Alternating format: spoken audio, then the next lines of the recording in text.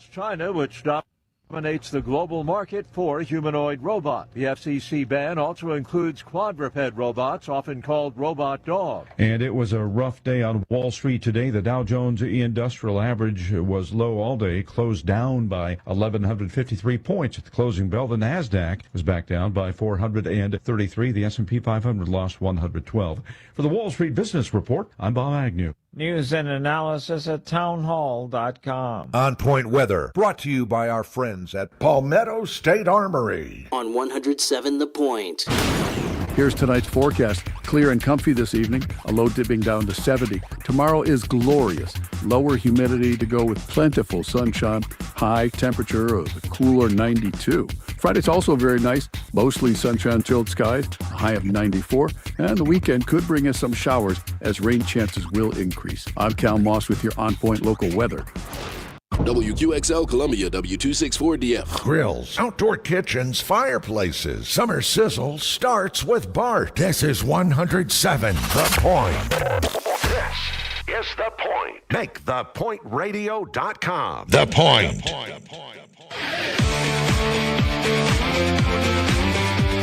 This is Sports Talk with Phil Kornblut and Chris Bergen.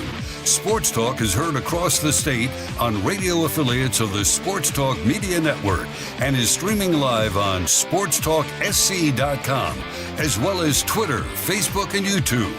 The South Carolina Education Lottery lucky number to call in is 888-898-2525. That's 888-898-2525. Now, here are Phil and Chris with tonight's edition of Sports Talk. Good evening, everybody. Welcome to Sports Talk here on the Sports Talk Media Network. Great to have you on this Wednesday. I like to call it Let's Get Over the Hump Wednesday, huh? I like that name. Plummer, how do you like that name? Let's Get Over the Hump Wednesday. I think it's the worst name you could have ever chosen. Glad you but like it. I'm glad to be here. It's way too wordy. Glad have to be on, you on like Plummer's side of this. Way too wordy. Glad you like it. We're getting over the hump, which means we've built up to this point of the week. You know, we've worked our fingers to the bone. Well, some of you have. I have to admit, seldom do I come on this program and tell the truth and make an admission. I was not a good working boy today. I played hooky because I had to I've got a major tomorrow. I've got a media major tomorrow. Birdies and bogeys with Beamer. They just call it birdies with Beamer. I call it birdies and bogeys. Actually, you can't have bogey. You cannot have a bogey. Yeah. Yeah. Par is the worst score you can have. Yeah, yeah. And by the way, if Jordan K's out there listening, Jordan, I feel for you tomorrow, brother. First, he's got to listen to me, and then second, he's got to be hogtied by my golf game. Though I think tomorrow I will be eligible. Now, I've reached that point in life where you get certain things, you know, you reach a certain point in life, you get certain things, right? And so I think I get the benefit of playing from the upfront tees if I choose to do so. I've never really done that. I hate to break it to you, Phil, you passed that threshold years ago. I've never done it. Never played today and didn't do it. I don't play from way up front. When I play golf, it's a challenge between me, the ball, and the course. And I'm challenged by all of that. You know, hit ball, see ball, deal with course.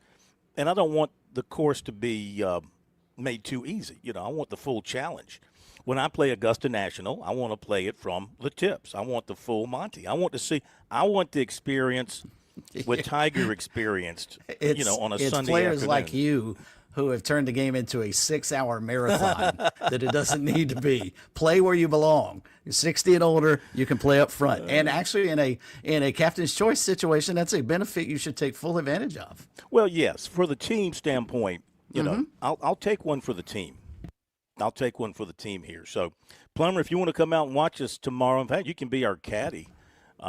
If you'd like to, come on out and I love golfing. I love golfing. Golfing is not a word. You know, I've never played around a golf. Yes, there you go. That's better. But I do love I love the sport of golfing. Is that proper for you? No, sir. No, sir. That is not proper. And you know what? Please don't say that in one of your journalism courses, because talk a little bit about your favorite sport of golfing. And then, of course, we'll have a press conference with Shane Beamer. Now, things are going to be later tomorrow. Usually we tee off 9 o'clock or so. Now we're not teeing off tomorrow until 12:15, which means we won't get to the media side of stuff till about 4:15, 4:30. So it's going to be a late afternoon for all of that. They're going to have a bunch of the coaches out there as well. They always do. This is sort of their, I imagine, I don't know if they've started their office duties yet or not. This might be like their last weekend to get away before they come back next week for the start of practice and get down to things, which raises the question in my mind for tonight, Bergie. And by the way, got a great show for you. We've got a lot of things to talk about, and we're going to have, from a not a football standpoint, a baseball standpoint, we're going to visit with South Carolina baseball coach Kevin Schnall at 6:35 tonight. Now that most of his roster is put together, I'd say 95%. They could maybe add another player or two. They're at 34 by my count. Can they have 36? Isn't that the number? Is it 36? Ooh. I think it right, is, but I'm not positive. Yeah. I've got him at 34 on the roster that I've kept. So we're going to have him tonight. We're also working on having Coach Chris Lemonis with us from Coastal. Is that tomorrow night? We're working on that. It looks like tomorrow night. And actually, the roster limit is 34.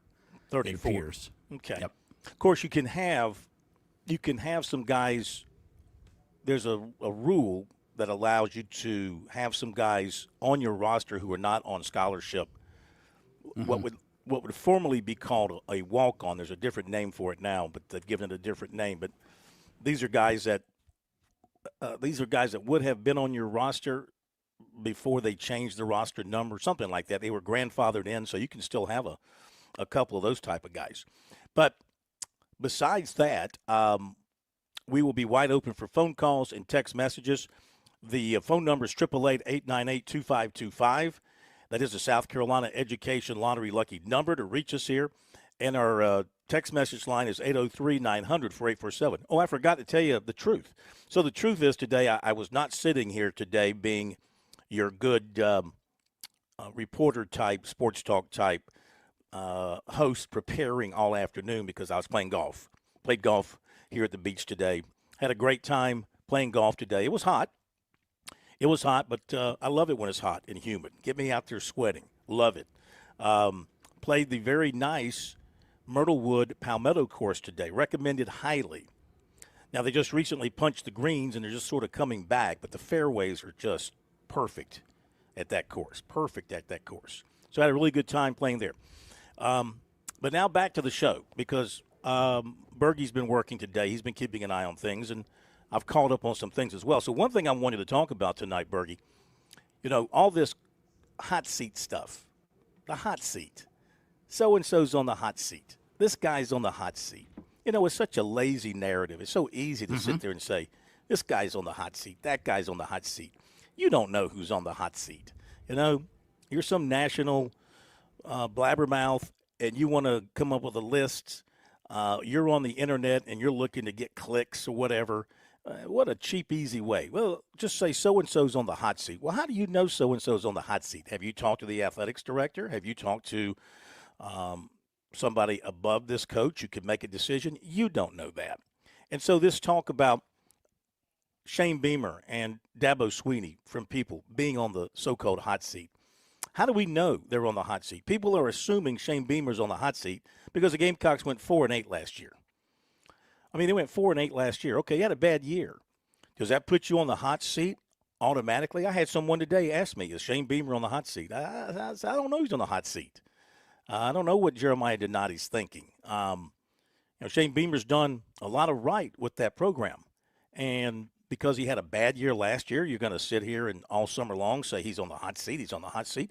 Not necessarily. They could have a losing season this year. They could go 5-7, and he could still be back in 2027. So, I mean, no, the hot seat is mythical. is what it is. And Dabo Swinney, I mean, seriously, if one more national that reporter needs to stop. Yeah. starts clamoring about Dabo Swinney and the fact that Dabo Swinney stands for something, and they don't believe you should stand for something. You know, you don't. These are people who are, lick their finger and stick it up whichever way the wind is blowing is the direction they move in, instead of having something that you have built and you stand by it through thick and thin. I give all credit to Dabo Swinney. He's doing it his way, and he's doing it the only way that he knows how to do it. And I'm sure he has grudgingly moved into this new era of college football coaching, and he's doing things that maybe he hasn't always been comfortable with, but now he's willing to do it because he realizes it's that era, and you have to operate this way. And he's still recruiting high school talent at a very high level. Now, all of a sudden, people are saying, well, recruiting really good high school players, that's not going to win games for you. Oh, really? Getting good talent and developing it is not going to win games for you? Not everybody you pull out of the free agent portal is going to come in and be an All-American for you. There's plenty of busts out of the free agent portal. We've seen it all over the place. You might get a few, some players here and there who are going to help you out right away. Sure. But this nonsense about Dabo Swinney being on the so-called hot seat, I will bet you Plummer's right leg that no matter what happens this season, Dabo Swinney will be coaching Clemson in 2027 unless he chooses to do something else. Yeah, agreed. It's going to be, and I think it's going to ultimately come down to his decision whenever his time at Clemson comes to an end, unless they totally collapse the next couple of years and go 0-12 and 1-11 and 2-10, which that's never going to happen. They've got too much talent there. And, it's funny. You would think the way that Dabo does things with a lot of us who still kind of like the old school of college football, you would think his way would be celebrated. Mm-hmm. It's almost criticized to a standpoint of, why are you doing it like that? You can't win like that. Oh, really? Two best quarterbacks that have probably ever played at Clemson were both high school recruits. Mm-hmm. It seemed to work when Trevor Lawrence and Deshaun Watson came through. Because it doesn't get you clicks. It really doesn't. Mm-hmm. Saying positive things about people will not drive the narrative on your particular website, and you're not going to get paid off your website if you don't get those clicks. So I think a lot of these people throw things out there just to create noise, to be heard, be seen, and get the clicks. Do they really believe what they're saying? It doesn't matter if they believe what they're saying. I'd like to believe that's the difference between what we do and what your common social media sports personality does. We believe in what we say. We believe in the opinions that we present. We're not here trying to create – we want people to listen. We want to create interest and generate conversation, but we'll challenge. We'll take a challenge, and we'll challenge you back when you call in or you send us a text message. So we stand by what we say. And, again, I don't believe in either case. South Carolina's not going to have a disastrous season. Okay, they're not. I'll bet you Plummer's other leg that South Carolina has at least a 6-6 regular season. Probably better than that, but at the very least, that. And Shane Beamer's not going anywhere. Shane Beamer will be coaching South Carolina in 2027, and Dabo Swinney will be coaching Clemson in 2027 if he chooses to be the coach at Clemson in 2027. End of that story. Anything else is just bogus, in my opinion. No, I don't know you're wrong at all. I think you're spot on with both teams. Now, I will say this. I think Shane Beamer's margin for error is considerably, obviously, smaller than Dabo Swinney's. Dabo's got the trophies in the case that back him up. And I don't think that Shane Beamer can go out and have a 2-10 type season and retain his job. But they're not going to, exactly. Right. Yeah, they're not going to. He's not going to have that kind of year. He's just not. They weren't that far off last season from having a winning season. They lost some games they could have won. They won some games they could have lost. I'll give you that. But being that as it may, they weren't that far off last season, So it tells me with the players they have coming back, the additions they've made to the staff, which I think, are obviously, very important, the personnel that they've brought in, and having, apparently one of the best quarterbacks in the SEC and in the country, and weapons to go with it. there's no reason not to think this team's going to be extremely competitive again this year. And if they make proper decisions, look, he's got to be better as a coach. I'm sure he'll be the first one to tell you that. Some of the decisions made in game last season would leave you, or did leave you, scratching your head, did they not? So he's got to be better at his decision making to help his team get better. I think it all goes along with everything else. Yeah, you and I were kind of going back through the season off air a couple of days ago, going through, and you had pointed out a couple of situations. I think the Ole Miss game was one of them. Texas A&M at the end of the first half, Carolina had another opportunity. Of course, I've harped on it enough about the 2-point conversion attempt that he did in the third quarter against Alabama, which I thought was a massive mistake, and it came back to bite them in the backside. So, yeah, there are decisions in game that he's got to be better at than he has been in the past. There's no question. All right, phone number 888-898-2525. Love to get your thoughts on that, 888-898-2525. Text line number 803-900-4847. Of course, the phone number brought to you by South Carolina Education Lottery. Be sure to learn more about the lottery's impact at sceducationlottery.com/educationwins. Playing for fun is a win for education. Text line brought to you by Larry Lucas State Farm Insurance Agency.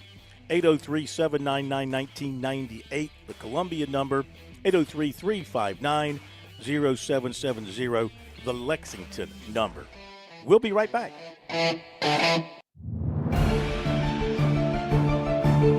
In 2012, inside Clemson football's weight room, a different kind of barbell was developed.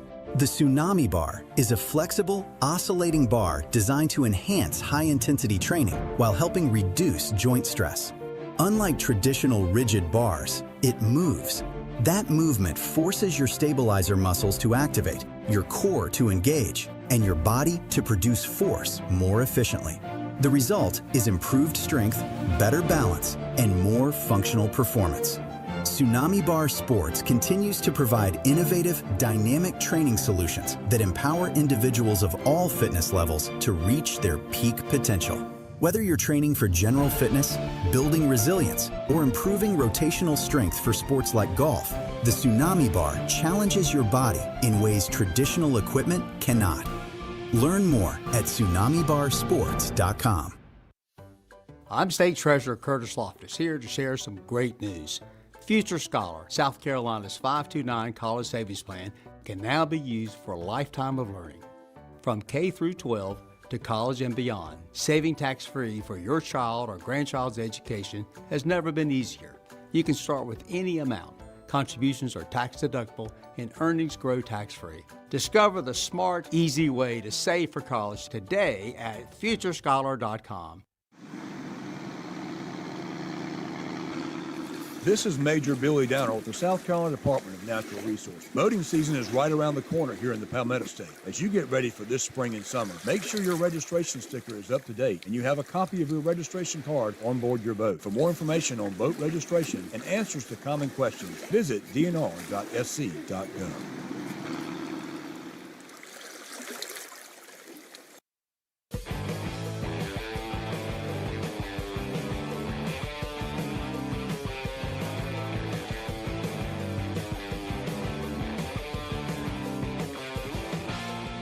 We are back on Sports Talk. Here on the Sports Talk Media Network, 888-898-2525, South Carolina Education Lottery, lucky number to reach us here on Sports Talk. And our text line number, 803-900-4847. Coming out just a little while ago, the media's preseason All-ACC team. We had 4 from Clemson to make it. We have from the Tigers on offense, Bryant Wesco at wide receiver. On defense, Will Helt at defensive end, Sammy Brown at linebacker, Ashton Hampton at corner. Can't really argue with any of that. The preseason player of the year is voted on by the media, 188 voters.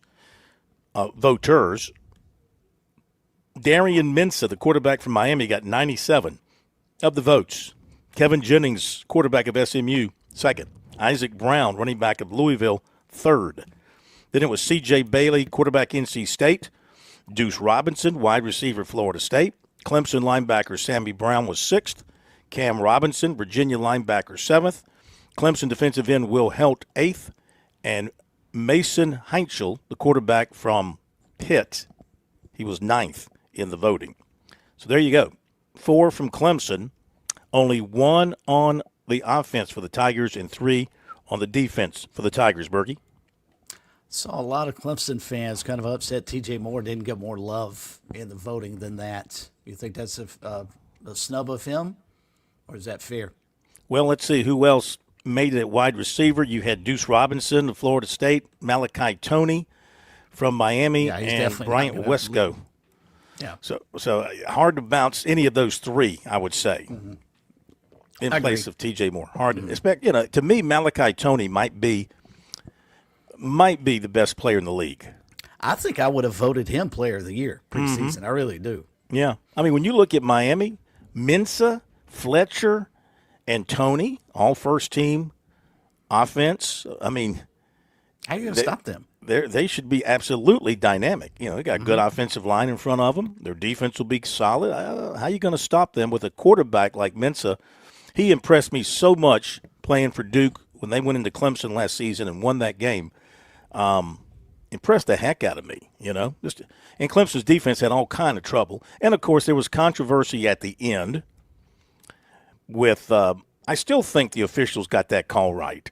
I know Clemson people feel like there was there should have been a penalty on the Duke defender, right? Because he was holding the Clemson receiver. Yes. Remember that down at the end? I do now that you walk me through it. Yep. Yeah, but I still think they got that right at the end of the day. Let's see what else we got going on here. Oh, the Clemson basketball team played today in Italy. Hey, kudos. Now, I'm not sure if they paid for it or if the Clemson athletic department's paying for it, but the Clemson radio station in the upstate, the Roar, is actually doing the play-by-play of these exhibition games in Italy. And so kudos to them for, getting over there and doing it. 40-35. You know who the color analyst is, along with Quackenbush, who's doing the play-by-play. The color analyst is Brad Brownell. Yeah. I mean, that's pretty cool. He evidently had to take his headset off a couple of times to call a play. And he was actually this will forever go down in Clemson lore as the wet spot game. Yeah. Because it actually ended. They stopped it with about 8.5 minutes left to go, and Clemson was up by 5 because there were so many wet spots. Evidently, the building in which they were playing probably doesn't have air conditioning, and it was so humid that there were so many wet spots, and the players were just sweating profusely. And I think Coach Brownell and whoever would be coaching BC Salute, not sure, probably both concerned about injuries. So they were like, let's stop this. Let's get the end of it now. But the Tigers were only winning 40-35. I don't know what kind of team they were playing, but they were not pounding them by any means. So I guess they get the victory 40-35 in a sweat-shortened game there in Rome. Was this game in Rome? Where was this game played? That game was indeed in Rome. And one encouraging sign, if you're looking to glean anything out of an exhibition game like this, and considering that Clemson only scored 40 points offensively, Cole Serta, the transfer from Notre Dame, led Clemson with 10 points. Okay. He's supposed to be a shooter deluxe. The SEC preseason volleyball poll is out from the coaches, and South Carolina is picked 14th in the preseason volleyball in the SEC. Kentucky, Texas A&M, and Florida, your top 4. Former Clemson star defensive tackle Brian Bresee suffered a season-ending injury, apparently a torn ACL, in practice today for the Saints, likely done for the season. Man, I tell you what, there's no way to avoid it. But, man, you hate to hear about that kind of injury in preseason camp. These guys, you work all year long after last season. You work all year long to get ready to go, and then here you are a couple of days into camp, and you're done for the season. Well, and the first thing I saw, immediately Saints fans complaining about the turf, thinking they were playing in New Orleans inside the Superdome. They actually did training camp in Metairie. I looked because I was curious myself, and it appears it was a natural grass surface in which they were playing. So, again, ACL 9 times out of 10 is sort of a non-contact injury anyway. So, yeah, but Bresee, they were actually – I'm looking at some of the NFL guys who follow the Saints closely. They expected him to be a breakout type guy. this year. They were really high on him. This is a massive loss for the Saints if he is indeed done for the season. Panthers rookie receiver Chris Brazzell, moderate LCL tear left knee, going to miss up to 8 weeks. This is by Joe Person. This injury believed to be unrelated to his earlier knee issue. John Rothstein saying Clemson will play Ole Miss in the first round of the 26 Maui Invitational. That'll give the Ole Miss basketball team a chance to tamper with some of the Clemson basketball players. They can see him in person. From Italy. Yeah. And I didn't think they did this anymore. The NCAA suspended Tennessee star linebacker Arian Carter for 2 games because of a $427 flight, which he repaid during the NFL pre-draft process. Really? I thought we were past all this now, NCAA. We thought we were past you being little nitpickers here. Apparently we're not. I think Tennessee actually believes that because Josh Heupel's quote was, "We look forward to seeing him in training camp next week." Something along those lines. So I'm not sure Tennessee's real concerned about this. I don't think this will stand. Okay, we'll be back. Kevin Schnall coming up. On Point Weather, brought to you by our friends at Palmetto State Armory. On 107 The Point. Here's tonight's forecast. Clear and comfy this evening, a low dipping down to 70. Tomorrow is glorious. Lower humidity to go with plentiful sunshine. High temperature of a cooler 92. Friday's also very nice. Mostly sunshine, chilled skies, a high of 94. And the weekend could bring us some showers as rain chances will increase. I'm Cal Moss with your On Point local weather. Hey y'all, this is Ted from Flight Deck Restaurant. We'd like to invite you and your family to dine with us. We have a great menu that's sure to please your whole family. We have fresh cooked burgers, big juicy wings, blue plate menu featuring country cooking, oven baked hoagies, fresh crisp salads, authentic Greek food like gyros, souvlaki, and baklava. We also carry 20 different premium cheesecakes and pies. Flight Deck Restaurant also has an arcade with 30 different games like Star Wars, Batman, Skee Ball, Bass Wheel, Pac-Man, Galaga, and so much more. Flight Deck, your favorite family restaurant. Thanks y'all and God bless. Advisors were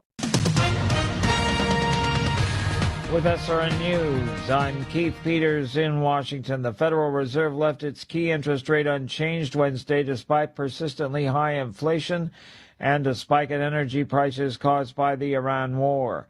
The Fed's rate-setting committee reached the 9-3 decision after 2 days of deliberations, marking the 5th straight meeting at which the benchmark rate was kept at around 3.6%.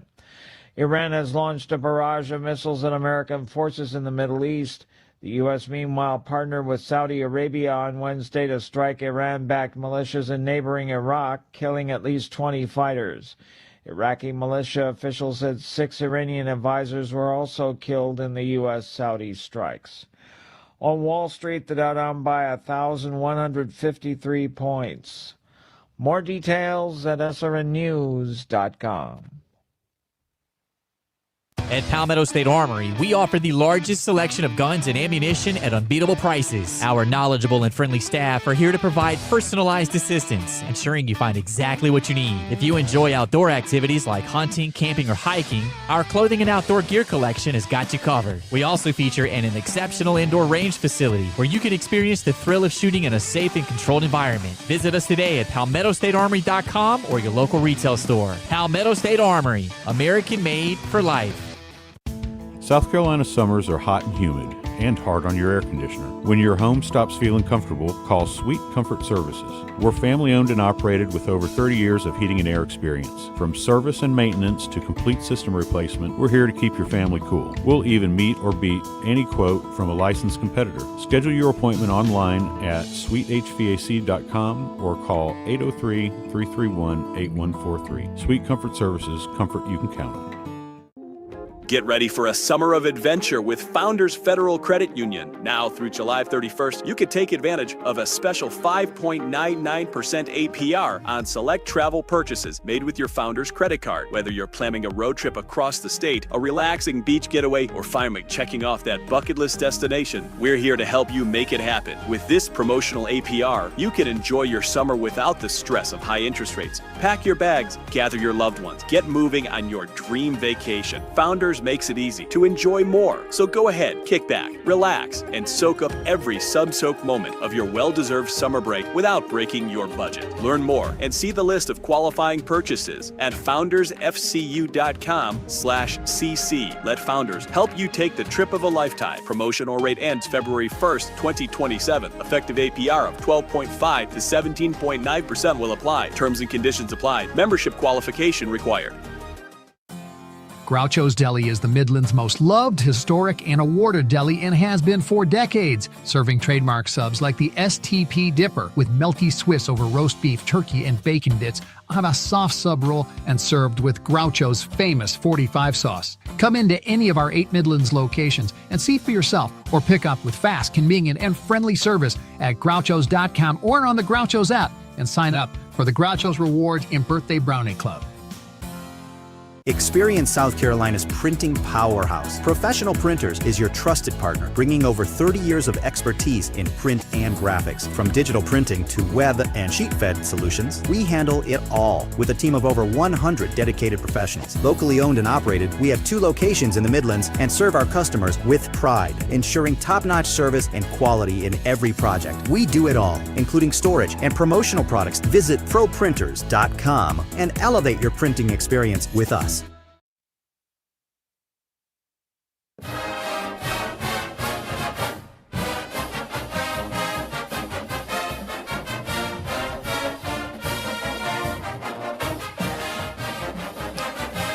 Okay. Of course, football is going to be dominating everybody here in another week or so.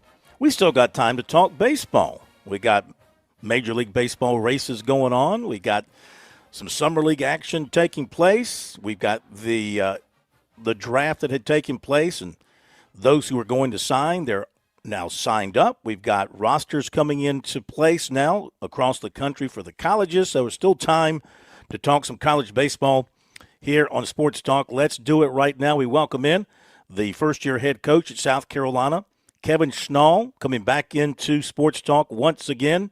Coach, good afternoon. Hope you're doing well. Phil, Chris, how you guys doing? Doing great.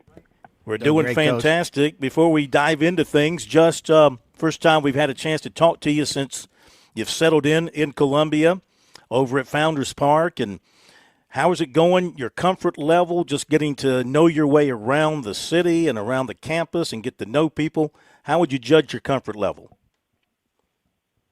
10 out of 10. I mean, we've been here now for 7 weeks, and to be quite frank, it's absolutely exceeded our expectations to this point. The people is what make it, and that's what made Coastal so special, is the people, and now being here for the last 6-7 weeks, the people are just as special here. They've welcomed us with open arms, and we've enjoyed every moment of it so far.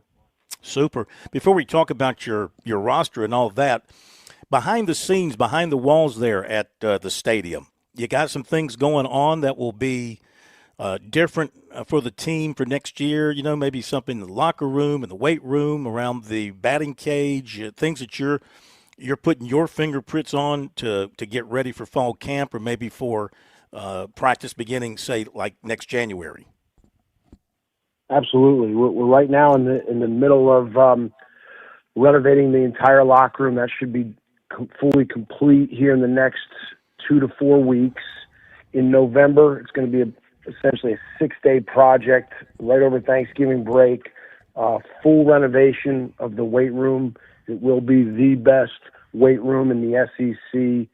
Coach Thompson, our strength and conditioning coach, has got his hands on that, and really excited. We've got a great partnership now with Nike, and obviously Sorinex is right in our backyard, so it's going to be a combination of Nike and Sorinex. The whole design is absolutely phenomenal, extremely functional. Again, will be the premier weight room in the entire SEC. We're redoing the hitting facility. That should be done in November as well.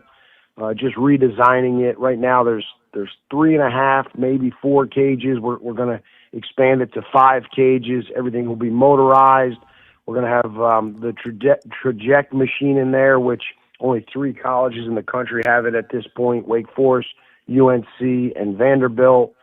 Plus, we've partnered with Maven, which one of our cages would be more of a pitching-specific cage, and the technology and tools that we'll have in that cage will be extremely cutting edge, and be a lot of tremendous development tools to enhance our players, and that's going to be like it was at Coastal. The staple of our program at Coastal was development. We're going to bring that same philosophy here, and we're going to pour everything that we have into making our players the best that they can possibly be. Going back to the information about the new weight training equipment, from your standpoint and from the standpoint of your strength coaches, what is it you like to see in your players from a strength development standpoint? Is it by position? How do you like your players to be developed from a strength standpoint? Well, the simplest way to put it, we want the biggest, fastest, strongest players in the entire country. And at the University of South Carolina, you can attract the biggest, strongest, fastest players in the entire country. We look at the SEC, from an athletic standpoint, as most would look at the Ivy League from an academic standpoint. We're going after the best of the best, and we've got an unbelievable strength and conditioning coach in Mike Thompson, who came with us from Coastal. He was with the Baltimore Orioles. The way he sees movement, understands movements, extremely intelligent guy. He's going to be a difference maker, because at the end of the day, we don't want bodybuilders. We want baseball players, and that's what he does, is he really dives into the movements and develops these guys to become the best baseball players and the best movers that they can possibly be.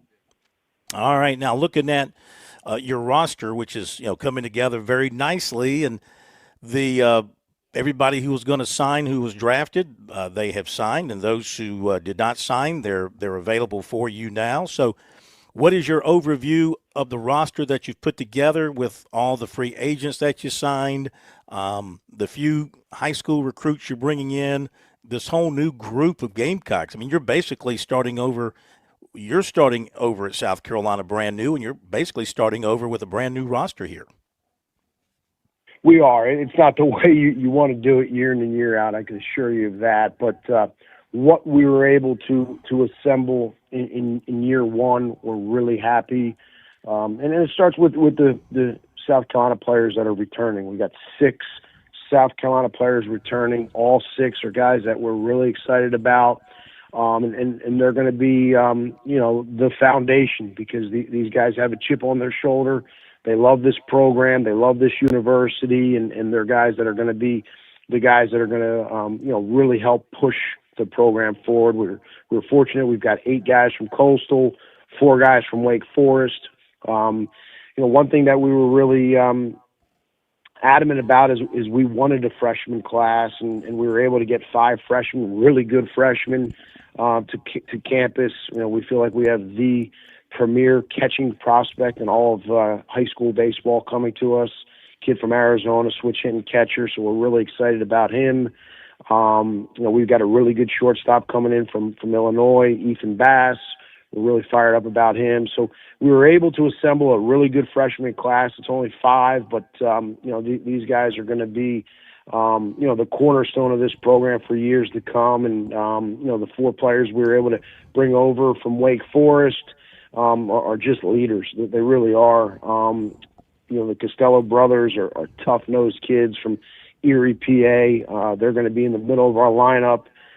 J.D. Stein, in our opinion, is one of the premier shortstops. Obviously, he's on Team USA this summer, premier shortstops in all of college baseball.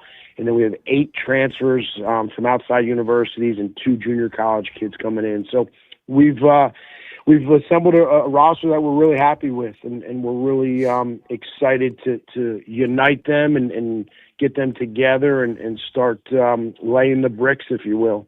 Mm-hmm.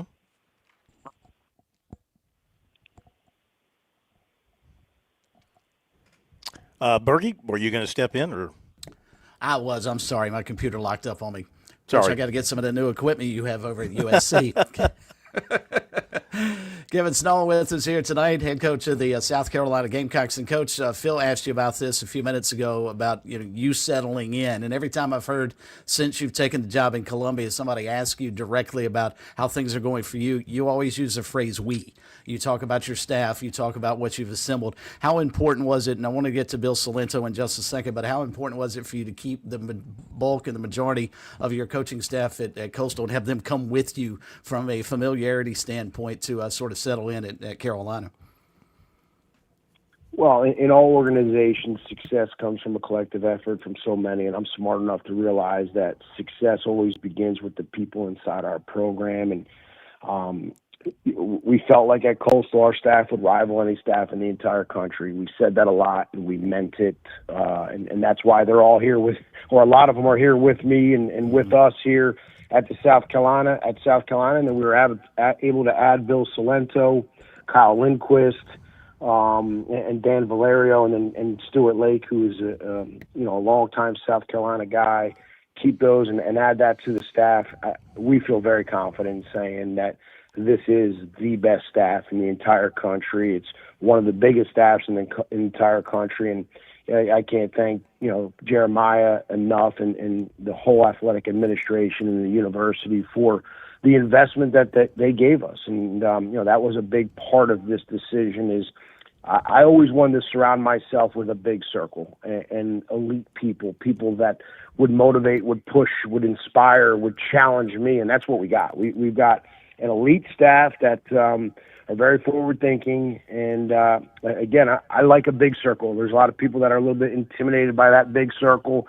We're not. We want to have the amount of people that we have that can touch our players and impact our players in a very positive way, and that's what it's about. I mean, our players are the most important part of this program, and it's always going to be that way, and our staff all believes that, and the alignment, the synergy of this staff in the short time that we've been together has been remarkable, and really excited to just continue to push forward with these guys because, like I said, the collaboration and the energy has been unbelievable. Because there's no way to sugarcoat this, but last year the majority of USC's problems were offensively, just could not hit the baseball. How do you hope Bill Salento changes that for your team? Well, that's why he's here, right? And Bill and I have had a long-standing relationship. He's a guy that I've had immense amount of respect for in the industry. You look what he's done at Wake Forest. We played Wake Forest every year in the midweek, and it was, the game that you circled and you hated every single year because how talented they were. You could argue Wake Forest is the most talented team that we played year in and year out. And, their offenses were extremely dangerous. The arm talent that they rolled out was as good as we've seen. And being with Bill for the last, whatever it is now, 7-8 weeks, you can see why. The guy's got an energy level. He's got a motor that's second to none. He's a guy that he's a connector, right? He really connects with kids. He really connects with recruits. He's a relationship-driven guy, and he's going to be such an asset to our program. So fired up that he's on our team now. You talked about your incoming catcher from Arizona. He seems to have a really unique story. If you can, for a moment or two, talk, sort of go through what has brought him to Carolina, how you were able to recruit him, and what you expect to see out of him. And is he a guy you might be able to pencil into the starting lineup when the spring rolls around? See, that's the whole thing with this deal is we thought we were losing him. Gomez is a switch hitting catcher from Arizona, originally from Venezuela. We had very little to no relationship with him, and that's what makes this whole story even more unique. He believed in South Carolina. He believed in the SEC. He believed in himself, and we're just developing the relationship, right? So we really don't know that much about him. We almost had him crossed off, like this guy's going to sign. Mm-hmm. And to his credit, to his family's credit, to his agent's credit, they weren't going to settle. And this dude's showing up at college. I mean, he's a monster. He's big. He's physical. He's got arm strength. He's got power. Like I said, he's a switch hitter. We didn't think we were getting him. And now that we have him, you look at our roster, our catching group could be the best catching group in the entire country. I mean, we've got 3 really, really good catchers. All 3 have leadership qualities. All 3 have tools. You know, we've got Bryce Eastep, who we brought over from Coastal, who caught a lot for us last year. The defensive and the receiving is elite. You know, Andrew Costello is, from a tools standpoint, total package. He can hit for power. He's leading the Cape Cod in hitting right now. He can run. That's a very unique catcher that can run. He can run, and the arm strength is as good as I've seen. And he just needs to continue to polish up, you know, what he does defensively. And, you know, quite frankly, I think that's the best thing that we do. I mean, you know, we can develop catchers, and you know, it was me for a long time, but you know, Tyler Shoemaker now is overseeing, and he's our catching coordinator. And you know, I tip my hat to Shoe. You know, 2 years ago when he came on staff, you know, we had Caden Bodine, and you know, I was just learning Shoe and developing a relationship and rapport with Shoe, and developing that trust level with Shoe. Well, this past year, you know, I basically turned it over to Shoe, and everybody's question mark at Coastal this year was, are they going to catch? Are they going to be able to catch? Who's going to replace Bodine? Well, Tazi and Eastep, you know, surpassed our expectations this year. They received and caught the ball at an extremely high level, and you got to tip your hat to Shoe. Shoe did a tremendous job with those guys, and you know, he is absolutely evolving into one of the best, the finest catching coaches in the country. And man, I can't wait to, you know, get Shoe's hands on these 3 catchers here this fall, because it's going to be a great group. You were an outstanding catcher during your playing days at Coastal. If Gamecock fans know anything about you, you're going to have a very good backstop for your team. You talked so much about Gomez being sort of a switch hitter, and then you mentioned the name Caden Bodine, who's probably the best catcher you had go through at Coastal. Does he have anything that's similar, other than the fact he can hit from both the left and right side? You know, it's still young. I mean, just the video that we saw of him, I mean, he's got a better arm than Bodine, you know, raw arm strength than Bodine. And everything that we've watched and everything that we've gathered on him, it's really good accuracy. That's one thing that really separated Bo, if you remember. I mean, it was shoelaces to kneecaps, first base side, every single throw. He looks like he's extremely accurate as well. He's got you know, very good carry on the ball. He's just got to clean up some receiving stuff. He's got to continue to mature physically with his body, tighten up his body a little bit. But literally the sky's the limit. This guy has all the tools to be a frontline big league catcher. I mean, it's like I said, it's physicality, it's a sturdy body, switch hitter, legitimate power, legitimate arm strength. I'm just fired up to get Shoe's hands on this guy, where he can really start diving into, you know, programming him and getting him into some daily routines that will just really sharpen up his game. A couple more minutes with the South Carolina baseball coach Kevin Schnall here on Sports Talk. You mentioned you've got basically a handful of players who chose to come back to South Carolina. As a group, how appreciative are you of them for coming back? And in particular, you got the pitchers, but I wanted to ask you about Tyler Bach and about Patrick Evans, and having those guys back, considering the experience that they have, having played for South Carolina. What does that all mean to you as you were putting this roster together? You know, both of them are on campus now, so, you know, I'm getting a chance to see them around a little bit. You know, I think both of them play our style. They're both really good athletes. You know, everything I've heard about T. Bach is, you know, he's a really good center fielder. If you look at his game last year, you know, probably a little bit too much swing and miss, not enough freeze. That's something that, you know, we are going to really push on him. You know, he's got to earn some freeze. I think his inside game, his short game, absolutely needs to improve. And then Patrick Evans, man, he's such a good athlete. Again, another guy that in our system, I see him stealing more bases. You know, I can see him, you know, opening up his game with some short game, right? Because if he can, you know, drag, bunt, and do some of that, he's going to force the opponents to take it away, which is going to open up some more holes for them.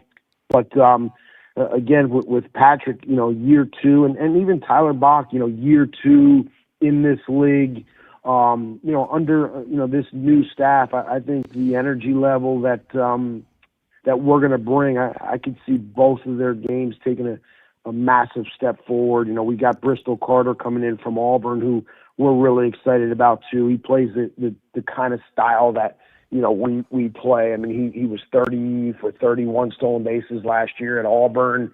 We saw him 2 years ago in the Super Regional when we played Auburn. He's a really good defender, and he's an on-base guy. You look at him, he's a guy that's found ways to get on base, and then he can steal bases, and that's what we want. We want to create that offense where we can steal some bases, we can slug, we can inside game. We want to be able to score multiple ways, and I think just looking at the lineup, we've got some foot speed, we've got some power.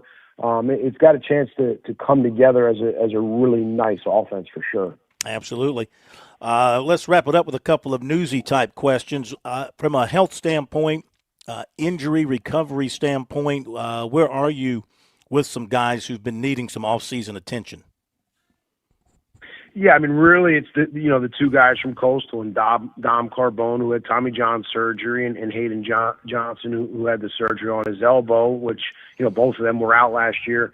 Both of them feel good. Hayden's been on campus, and he's been training, working extremely hard. I actually saw him today. He feels great. He looks great. Like, this is a guy that can emerge, and Chris knows this. I mean, this guy can emerge as a legit number one. I don't want to put that pressure on him, but, man, I do think he's got a chip. I do think that he's got an edge right now about him, and he's really fired up to be here in Columbia and, take this next step in his progression. But, last year when he went down after that Citadel outing in the fall, I mean, he was like 93, 95, touched maybe a 96. The stuff was lights out, like potentially first round type stuff. And then unfortunately, he got injured there. If he can come back and be that guy again, this is a first rounder. I mean, he's a potential first rounder. He's an SEC weekend starter for sure. So those two guys. I mean, we all know Dom Carbone. He's the hitman. I mean, he's got guts. He's got guts. He was a big part of our Omaha team 2 years ago. He's one of my favorites. Like, I just got so much trust in Dom Carbone because he's a warrior. We foresee him coming out of the bullpen, and he could fill a lot of different roles. He can close. He can be a leverage guy. He can do a lot of different things. They're the two main guys. Just looking at it right now, that we need them back. We need them healthy. I know Cooper Parks, a returning player from last year, who we really like. He's on campus. He had a little minor injury, but, he's feeling great. I mean, we're going to have to slow play him a little bit this fall, but outside of that, I think we're pretty healthy. Do you think Johnson and Carbone will be ready to go by the start of the season in February? Yeah, I do. Especially Hayden for sure. Mm-hmm. Dom might be like a week behind, but Dom's throwing. Hayden will be, Hayden will be on the mound throwing the hitters this fall for sure. Okay. And anything you can share with us about your schedule? Little tidbit here or there about your non-conference Well, we got games? Clemson. We got Clemson. Everybody knows that, right? We're playing Clemson. I don't think that's what he was asking for, Coach. I mean, we're still finalizing some things. I'm not sure exactly when they fully release it, but it's not 100% complete right now because we got the job and there were some holes that we had to fill. But Mickey Beach right now, who's our director of baseball operations, he's overseeing a lot of that, and I know he's piecing a couple things together to get it all finalized. But we're really fired. Like I said, we're fired up to be here, and our attention right now is to get these guys together here that second week in August, and really start plugging away. Can you tell us who your first game will be against? We're playing Towson. We're playing Towson opening weekend. Towson Tigers, okay. And you got some fall scrimmages? We do. We play 4 fall games, and it's going to be 4 consecutive Fridays. This will all get out, but 4 consecutive Fridays starting on October 9th. We got High Point at Founders Park on the 9th, and then we're going to play at Segra Park, College of Charleston. We got Winthrop at home, and then that last Friday we're going on the road, playing at the Pro Park in Kannapolis versus Duke. Nice. So 2 at Founders, 1 at Segra, and then 1 in Kannapolis. All right, one more real quick. Yes or no, Coastal going to be on the schedule? Yes, they are. Yes, they are. We're going to Conway. You're going to Conway. We're going to Conway. Wow. How do you think you'll be greeted? Yes, sir. Oh my God, with open arms, be hugging everybody, kissing babies. But at the end of the day, that was the biggest thing that we talked. I say the biggest. That was one of the things we talked about. Like that was a big thing for me. I know my time at Coastal, we always wanted to play South Carolina. Coastal should play South Carolina, and they gave me the thumbs up immediately. And I felt like we owed Coastal to starting it off and go to Coastal, and that's what we did. And obviously they'll return the game, the following year and come to us. Super, Coach. We can't thank you enough. Thanks, Coach. Thank you. Have a great rest of your summer. We'll see you soon. Bill, Chris, thanks for having me, guys. Take care. You too. That's Kevin Schnall. We'll be back.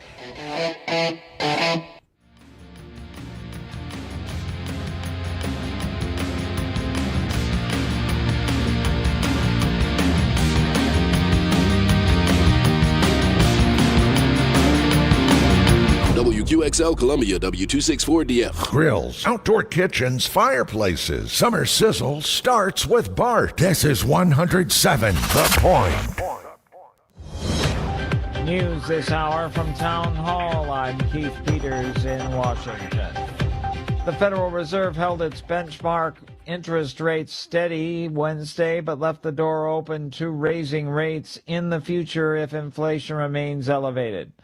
Federal Reserve Board Chairman Kevin Warsh says markets are responding to real-time economic data, and the Fed's shift from providing clues about its next moves may be helping. Market participants are learning to play the ball, not the referee.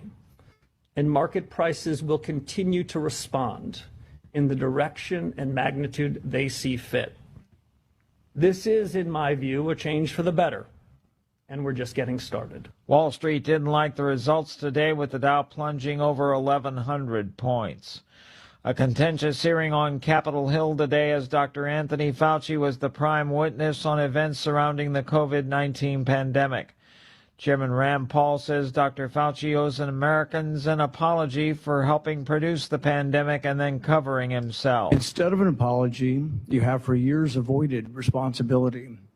Regarding the lockdowns, you argue that you did not personally issue every lockdown order, close every school, or impose every mandate. But officials across the country invoked your authority to justify these decisions. And you presented your recommendations not as judgments open to debate, but as dictates of science itself. Fauci on Wednesday repeatedly invoked the Fifth Amendment and declined to answer dozens of questions from senators. Iran has launched a barrage of missiles at American forces in the Middle East. The U.S., meanwhile, partnered with Saudi Arabia on Wednesday to strike Iran-backed militias in neighboring Iraq, killing at least 20 fighters. On Wall Street, the Dow down by 1,153 points. More at townhall.com.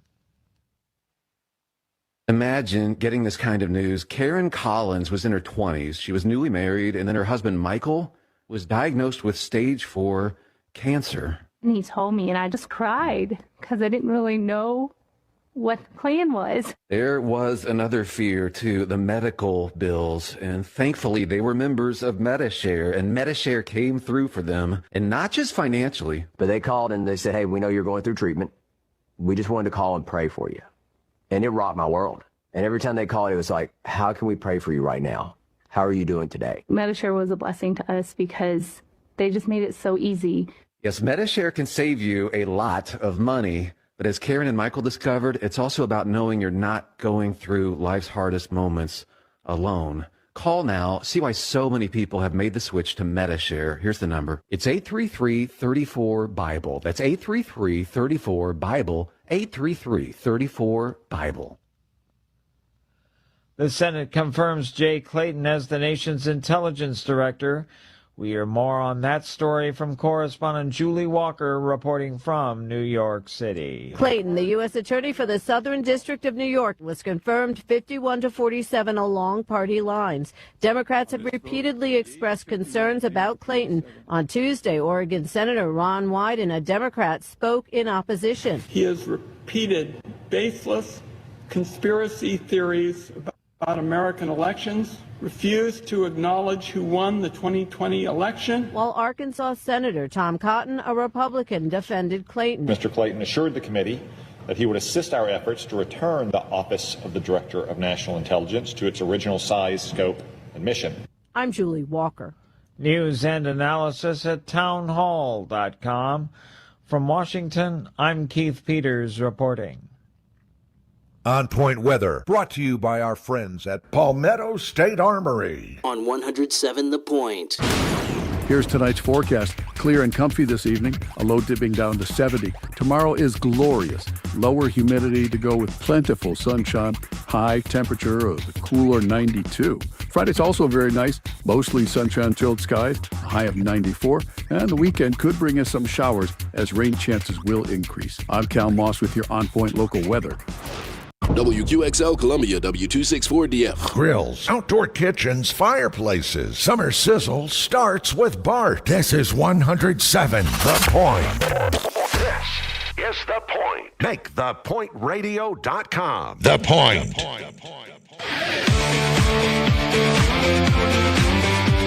Welcome back to Sports Talk on the Sports Talk Media Network.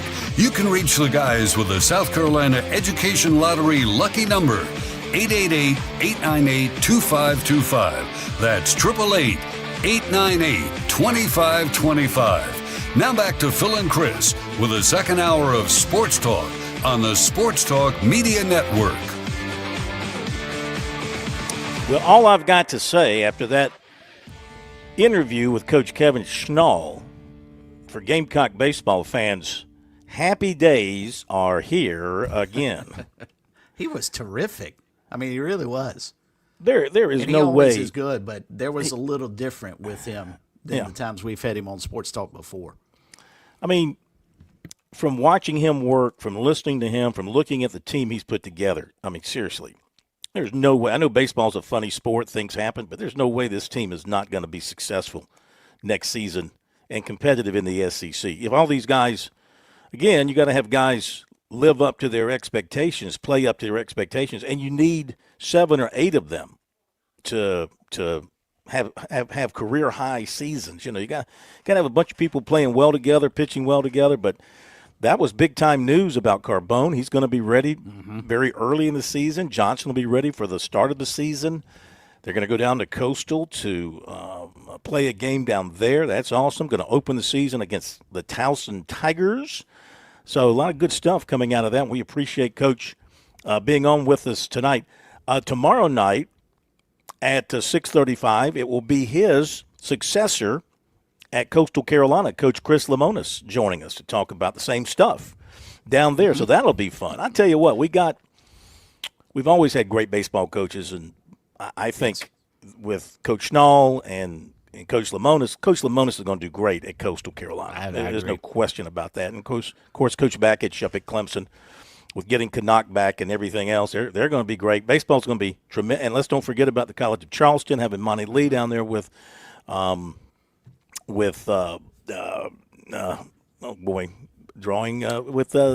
see him. Let's try to let's go with Chad Holbrook. Coach Holbrook, thank you. I feel terrible. Coach Chad Holbrook, the two of them working together with that staff, and you know, Wofford's been very good. Upstate's been at USC Upstate. Good. Yep. Yeah, a lot of good baseball. Charleston Southern had a about good this, year. Phil. We talked about this when Lamonis was hired. I think we actually asked him about it because he knows, obviously, he understands Palmetto State baseball extremely well. He grew up in the Myrtle Beach area and went to the Citadel, so he understands. And there's another team, Citadel, really good last year, too.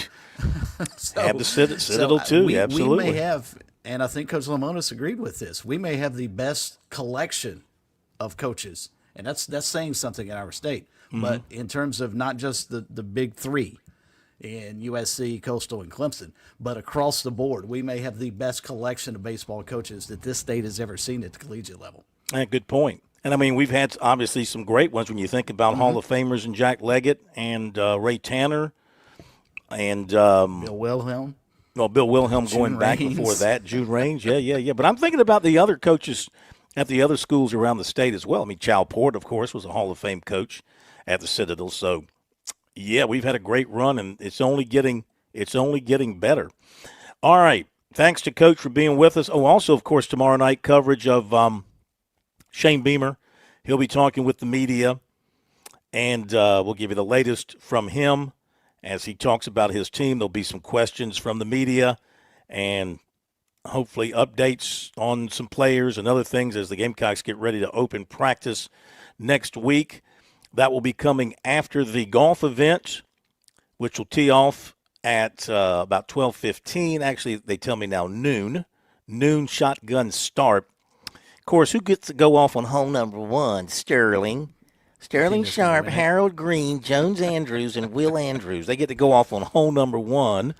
I mean, just go ahead and give them the damn trophy because they're going to win it. We already know they're going to win it. Then again, hang on a second, time out. Hole number 2, Rob Bradley, USC golf coach, Peter Burns, SEC Network, who's a heck of a golfer, Chuck Green, who I don't know, and Randy Adams, who I don't know. So you got the USC golf coach playing with Peter Burns. Keep an eye on that team. Let's see who else looks good here. What you and Jordan K. of the state, what you guys need to do is make sure your pencil and eraser are sharpened and ready to go. Yeah, that's your only hope. I predict, I'm looking here, I predict that the team of Michael Sauls, Ben Portnoy from the Sports Business Journal, Michael from the State, John David from the Daily Gamecock, and Aniston Bell from the Daily Gamecock, I predict they will come in last. I'm putting that prediction on them coming in last. Okay, I've seen their games. Keep an eye on that because if Phil's team comes in last tomorrow, that's going to be the entire show. Let's see if anybody. Roman Harper's playing from the SEC Network, the former Panthers safety, NFL safety. Trevor Sikkema. He's a former player, isn't he? NFL SE show, whatever that is. I think he's a former player. And I've got Trey Money and Jordan Kay and Jason Smith, Coach Smooth. I'm looking forward to meeting Coach Smooth. It's pretty cool to play with a guy who was, at Baylor, and what was he like, the number 5 pick in the draft, I think? He was a very early first-round pick in the NFL, so that's high cotton there. Yeah, no doubt. Let's see here. You know what? I might change my prediction of last place. This team, the Jack Veltri, Alex Jones, Jack from Gamecock Central and Alex from Gamecock 247, they're being paired with Dylan Eskew and Noah Wise from Gamecock Baseball. Now, Eskew he's an athlete. I don't know Noah, but Dylan Eskew, maybe he'll carry the team. I don't have a lot of faith in Veltri or Jones there. They could finish last. And let's see. I see my old buddy down here, Coach Charles Waddell. Either he asked not to play with me or they just couldn't make it happen. Al Daniel is playing. The old Furman star been working at South Carolina in an academic way for a lot of years. I see Kendall Briles is going to be playing. So we'll see what happens. I've made my predictions. To be in. Yeah. Kendall Briles' group would be fun just to listen to him talk football because I think offensive coordinator is really fascinating to hear discuss their side of the ball. Clayton Mhm. White, obviously fun to listen to on the defensive side, but I think Kendall Bryles considering coming in, new guy and all that kind of stuff. I hope he's made available to you tomorrow because I think he might be more interesting. No offense to Coach Beamer, but we just heard from him last Tuesday. Mhm. You hope there has not been a whole lot that's changed with the program in a week's time. Absolutely. So I think Kendall Bryles should be a lot of fun tomorrow. Let's see, who else could finish last? I think that's pretty much the ones that I see as potential. I mean, I don't think our team's going to finish last. I don't think so because Trey Money can hit it. Trey Money can hit the golf ball. So played with him, and I bet you Jason Smith, if he connects, I bet you it goes a long way. He's a big old, former offensive lineman. I bet you it goes a long way. So full you gotta report. Carry the water for us radio folks here in the States. So, I mean, we're Really? counting on you tomorrow. Full report coming up tomorrow night. And, of course, comments from Shane Beamer afterwards. Okay, we got text messages. We had callers holding. Thank you for your patience. Let's go to Daniel in Charleston, who's been waiting. We appreciate you hanging on with us, Daniel. Welcome into Sports Talk. Thank you, Phil. I just wanted to weigh in on the Shane Beamer hot seat conversation, and I do agree with you that we don't know what's happening in the inner circle and what the higher-ups at South Carolina are thinking. But when I hear the pundits, I kind of think, should they be on the hot seat? And when it comes to Shane Beamer, if he doesn't win more than 6 games, if he goes 6-6, I'm ready to move on because that means he only did 4-6, less than 500 against teams that aren't Towson and Kent State. And if you look at his tenure at South Carolina, that 9-4 season is an outlier. His first 2 seasons, he was playing with Muschamp players and did okay. But in the 3 seasons that are pretty much what he did, he's got one year where he finished above 500. And to me, as a South Carolina fan, if we go 6-6, meaning we only won 4 games against decent competition, I'm ready to find somebody who can win here. I'm tired of being in the middle of the pack and begging to get into a bowl game. Okay. Thank you for your comments. Thank you for your phone call. Can't predict the future, obviously, and don't know what would happen up in the offices there of Jeremiah Donati if what you are suggesting does happen.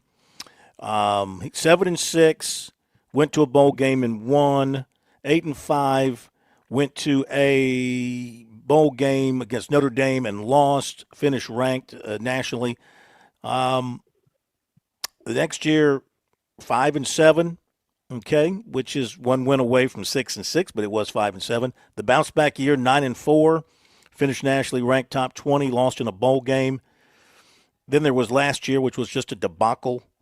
And then there's this year, 16-24 in the conference, 33-30 overall. It'll be easy if they win 8 games or more, Bergie. It'll be easy to sit back and let this thing continue without any interruption. I think even 7 wins will be fine. If they go 6-6, there'll be some consternation, like you heard from Daniel. I think there'll be some consternation. 6-6 or anything less, there'll be some consternation. But if you're the athletics director, I mean, you've got to look at the overall big picture, what has been built. When you fire a head coach, you are firing the staff, you're firing the strength team, the strength crew, you're firing everything, and you're starting over. And it's we'll see what this season brings, okay? I mean, to this point, I would give Beamer an overall grade of probably, and I'm not talking about his record, around 33-30 and 16-24. That's not great. 33-30 is a little bit above 500. But when I think about the overall program that he has built, the reputation that he's established for his program, the way they can recruit, and they recruit well, the way they can work the portal, they work the portal well to get free agents. I mean, I think the overall look of the program's at least a B. Better than a C. I would say a B, maybe a B minus, but at least a B, not an A. The record has got to be better. I get that. You're judged on your record at the end of the day.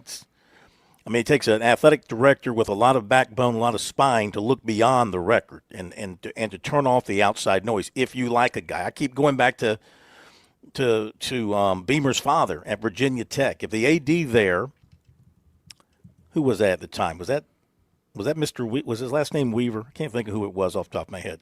The AD there at Virginia Tech was willing to shut off the outside noise as Frank Beamer built the program.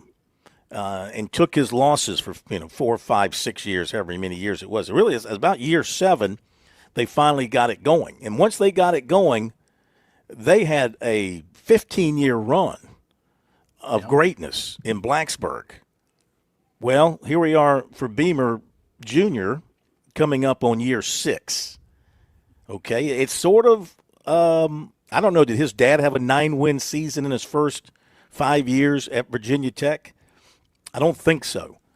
Otherwise, it's kind of similar, 33-30. But,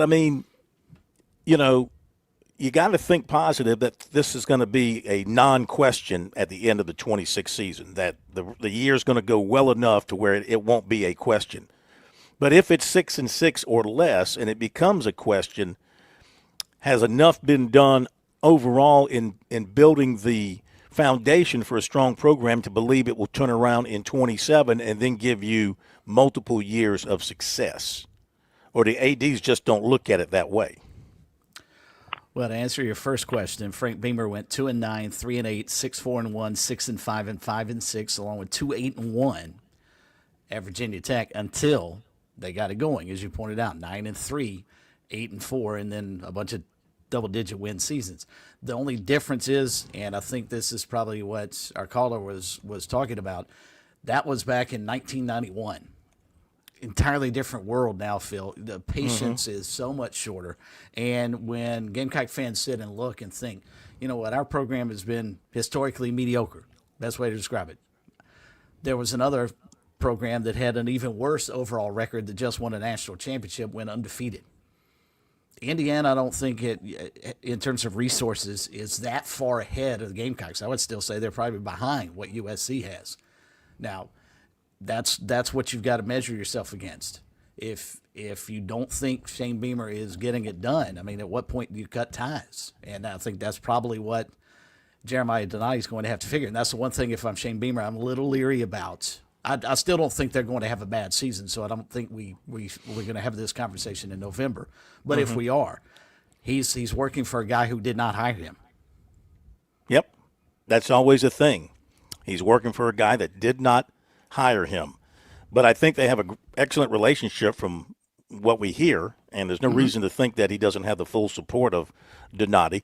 However, I do understand this. If it goes poorly, you've got financial pressures that become involved here because you're redoing this arena and you have to sell these very expensive suites, and people don't want to buy very expensive suites unless they're going to watch a winning football team. Very hard to sell very expensive suites on a 5-win or 6-win season. So there's an excessive amount of, I would imagine, financial pressure involved here as well to deliver the goods. So we'll see how it plays out. I don't think it's going to end badly this year. I really do. I'll be shocked. All right? I would bet you the plumber's right arm along with both of his legs that it will not end poorly for South Carolina. At least a bowl game, a decent bowl game, and a very competitive season. And like I've said on previous nights, I think 7 wins certainly, 8 wins possible, 9 wins not out of the question.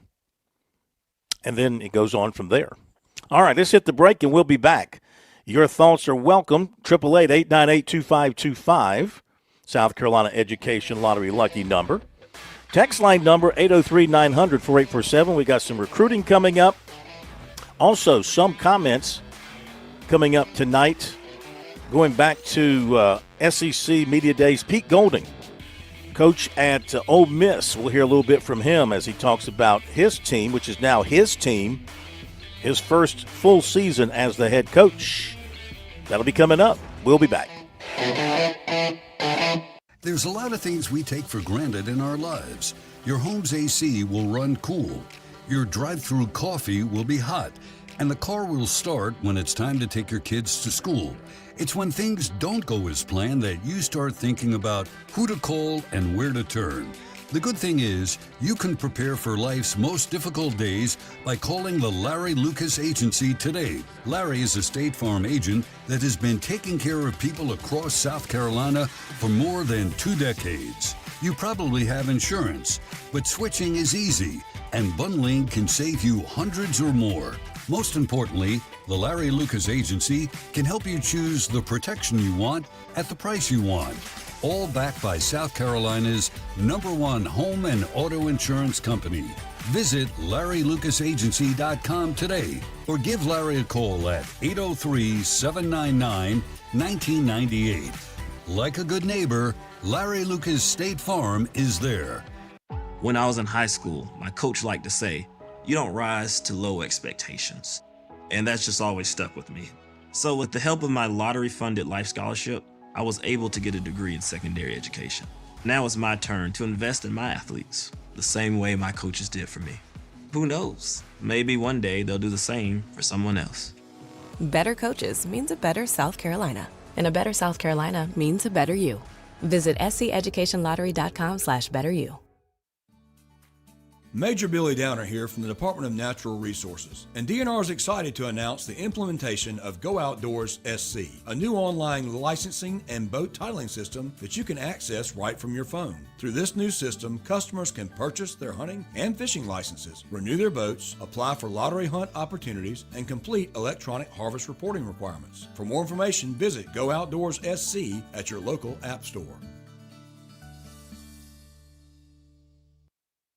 Business owners, if you're ready to grow your business, you can relax. With Founders Federal Credit Union, we mean business. When it comes to business loans, from equipment to expansion, our flexible financing can help fund real business growth. If you're considering a business loan, such as real estate, vehicles, equipment, or an unsecured loan or line of credit, our team is here to help. Our local experts will review your application, resulting in quick decisions and processing. And unlike most banks, we don't charge prepayment penalties. As always, from Founders, you can expect great rates and exceptional service along the way. Visit foundersfcu.com/business to learn more, or to get started, stop by an office near you or give us a call. 800-845-1614. That's 800-845-1614. Membership qualification required. Institution NMLS. Identifier number 410646. Equal housing lender. Rates, terms, and conditions are subject to change. Loans are subject to credit evaluation and underwriting requirements.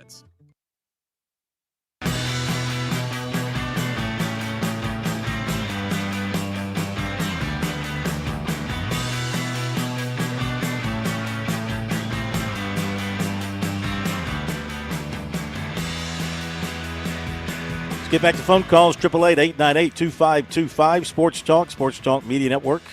Andy in Columbia, welcome in. Good to have you with us. Hey, the Mets spanking the Braves' little heinies here the last couple of days. Yeah, we're only 16 and a half back now. There you go. Never give up. Never give up. Well, trade deadline will be all over and done with. Question, Corn, where did you say you played? At Myrtlewood? Myrtlewood, the Palmetto course. So did they have to call out the groundskeepers after you played to clean up the course? No, I'll tell you what. One thing I do take pride in is my ability to fill a divot. I'm very neat. Make sure the sand is all the way up to the top of the crater, and I leave it better than I found it. My other question is, so in other words, you get the chance to play off the ladies' tees tomorrow. You can call it what you want to call it. That's what it was always called when I used to play out of Columbia Country Club as a kid when my father was a member out there. Mm-hmm. We called those the ladies' tees. We had These the are pro actually tees, the regular men's tees, and then the ladies' tees. I think the gold tees are like maybe out in front of the ladies' tees, like even, farther down the fairway. So I'm not sure. Don't give yourself too much credit, Corn. You're going to play off the ladies' tees. That's what Okay. it's going to be. Whatever. Is that what it is? Kind of like instead of giving you a little bit of handicap on your score, they let you play off the ladies' tees? I'll play wherever they tell me to play. I'm going out there to help the team. I'm going out there. I want to end the Sterling Sharp rule over this event. It's time. It's time to he be brought down. Golden Sterling jacket and playing all. with again? I know you said it, and I kind of missed Sterling, and you said Harold Green. He's got Harold Green. And he's playing with the Andrews, Jones Andrews, and I think that's his son, Will Andrews, and I think they're excellent golfers as well. So, I was just saying, Harold plays a pretty good game too, doesn't he? Yes, he does. Okay. Well, And they're cocky about it too. That's the other thing. They're very cocky about it. You know, they expect to win. Cool. They want their trophy. They don't, show any sympathy towards the runner-ups. They want to just win the long drive. They want to win the putting contest. They want it all. Well, and it's my job. If you were in their position, it's my job to stop them. They're professionals. They're professionals who have always wanted to be winners, and they've always been winners. Not like you, Corn, who is someone I can remember back at Frank McGuire basketball camp, watching you out there on that court, and you are far from being any sight for. You were there? Yeah, my brother. I went to McGuire's camp from day one when they opened. For many years. For your information, my friend, I was 2-time All-Star and 2-time All-Defense. Thank you very much. Corn, like I said, that was the only time we got to watch. Everybody got to watch each other were during the All-Star games. That's right. Remember, we'd all be in the Coliseum. That's and right. Each age group's All-Stars would play. That's and right. I remember watching you play because I believe you were in the same age group as my brother. That's right. And I had the misfortune of watching you play. I do admit I was over my head. I remember when my name was called out that people started laughing. I don't know what they were laughing at. But, all right, Andy, good luck thank to you. Good luck to you tomorrow there, Corn. Thank you. Thank you for that trip down memory lane. Okay, we're going to hit the break.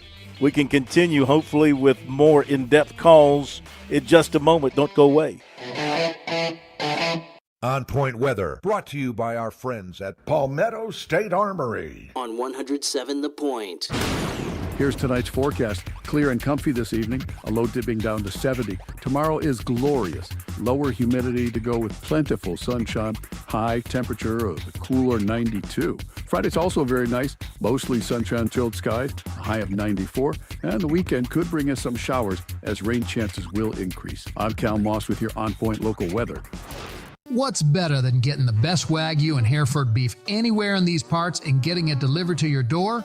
How about knowing you're still supporting local farmers in Saluda over at H&J Cattle, where tradition meets quality? Visit HandJCattle.com. Place your order for $50 or more, get free delivery in Richland or Lexington County. Plus, Point listeners get 10% off your order. Enter keyword The Point as one word for your discount. HandJCattle.com. The Point. The Point. With SRN News, I'm Keith Peters in Washington. Bullets recovered from 2 bystanders killed during a shootout at a Seattle festival last weekend do not appear to have come from the gun that a 15-year-old arrested at the scene was firing. That's what police said in court documents filed Wednesday. The King County Prosecutor's Office filed charges of first-degree assault with a firearm enhancement as well as unlawful possession of a handgun by someone under 18. Iran launched a barrage of missiles at American forces in the Middle East on Wednesday as the U.S. partnered with Saudi Arabia to strike Tehran-backed militias in neighboring Iraq, killing at least 20 fighters and 6 Iranian advisors. On Wall Street, the Dow down by 1,153 points. The Nasdaq dropped 433.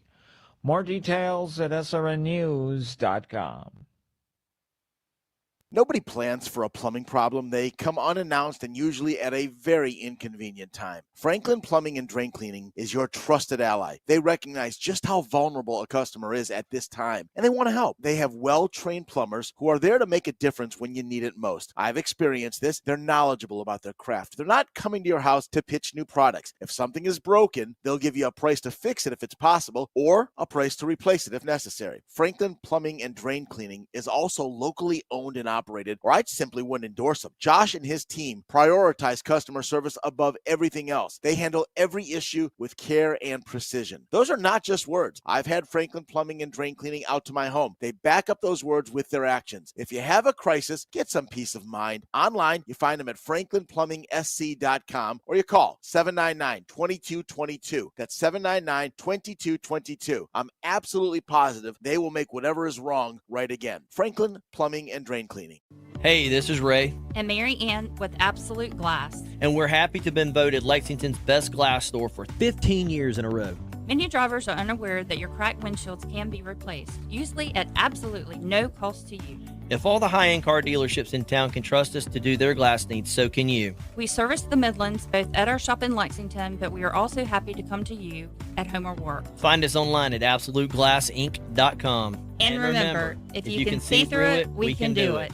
Have you heard of SCORE? For over 60 years, SCORE has provided no-fee mentoring and education to small business owners and entrepreneurs. Last year alone, our Midlands chapter helped over 425 people, and across the state helped to launch more than 900 new businesses. If you're starting out or want to grow your business, SCORE can help. And if you have business experience and you want to give back as a mentor, we want to hear from you. Visit score.org to find a mentor, become one, or call us at 545-3826. That's SCORE, your partner in small business success. Summer's not slowing down, and neither are we. The summer clearance sale is live at Palmetto State Armory. Come in today and find great deals on clearance clothing items, plus closeout pricing on fishing rods, reels, and tackle. Incredible savings from brands you love while supplies last. And right now, buy any lower parts kit, get $10 off a strip blower. The summer clearance sale runs July 13th through the 30th, only at your local Palmetto State Armory. Add some sizzle to your backyard with a new grill, smoker, or outdoor kitchen. From Bart Fireside, Bart has a huge selection of gas, charcoal, and pellet grills to choose from. Get advice on how to master your next backyard bash. They'll help you plan that new outdoor kitchen to help you entertain year-round. Make memories outside this summer. It all starts with a savory cinch from our Bart Fireside grill. Online, bartfireside.com, or visit the showroom at 1131 Broad River Road.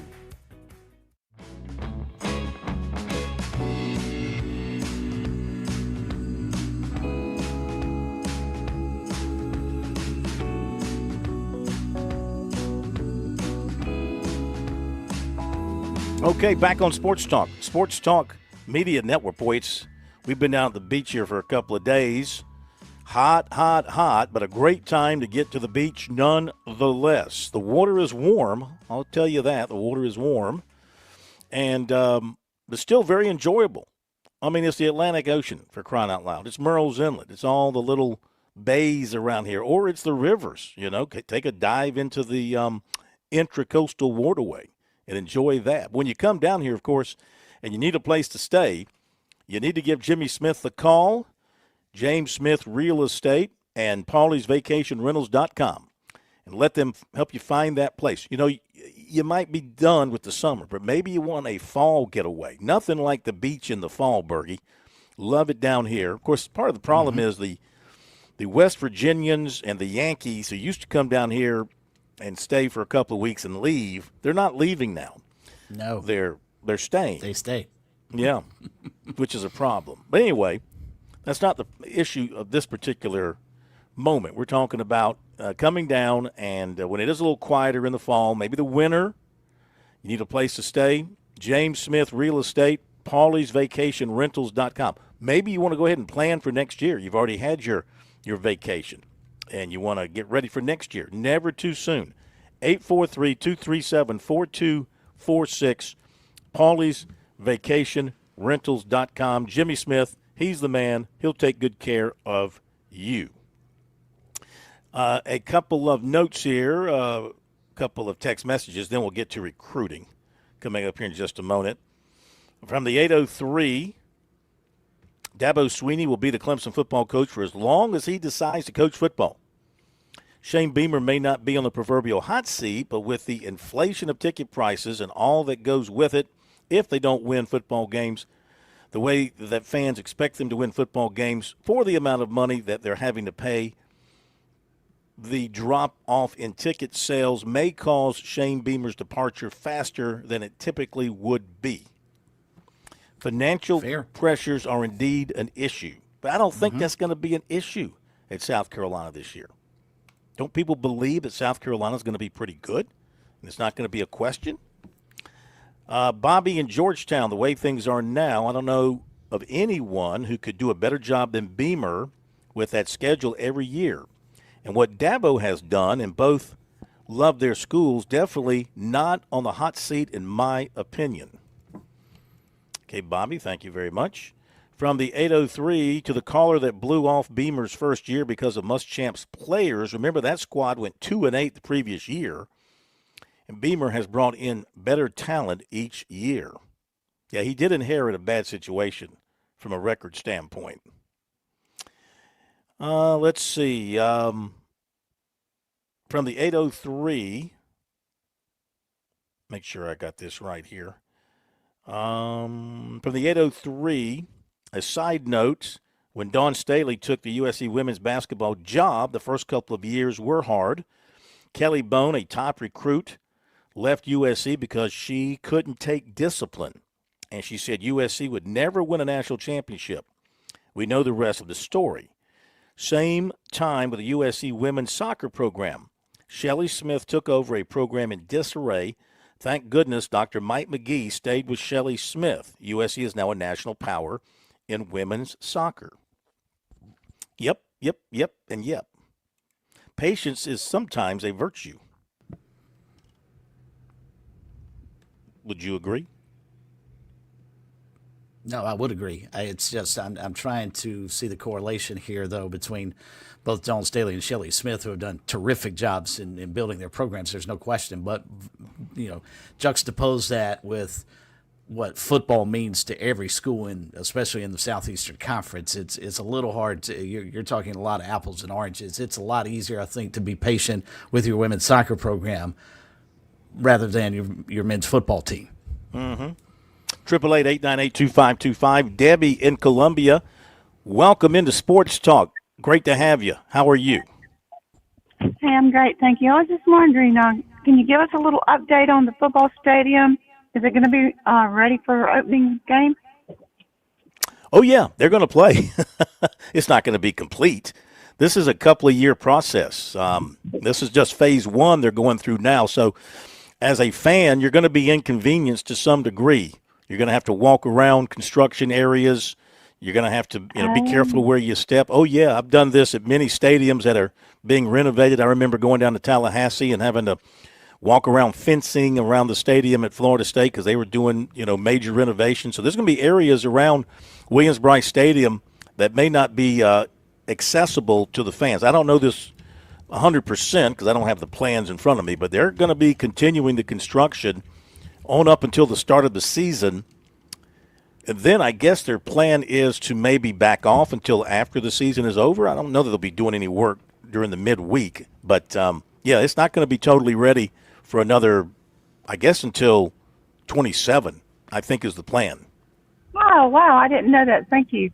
Another question, like on the end zone where the students usually sit, are they going to be able to sit there this season? I was just because when you drive by it from the outside, I'm just kind of like, wow, that doesn't look complete, but I can't see the inside. Yeah, they're doing a lot of stuff over there where the Floyd building was located, and I'm not aware. Bertie, maybe you can pull up the online plans. We can take a look at it. I'm not aware of any need to move the students from that section. I think those stands are still going to be in place, and they're working around it, I believe. Yeah, it was my understanding that they were going to upgrade their seating. Is that correct? Yeah, I think so. I mean, there's going to be some special areas for the students. Plummer, you might know something as Well, so they're going to increase the space. There's going to be a student club, I believe, right where the Floyd building used to be.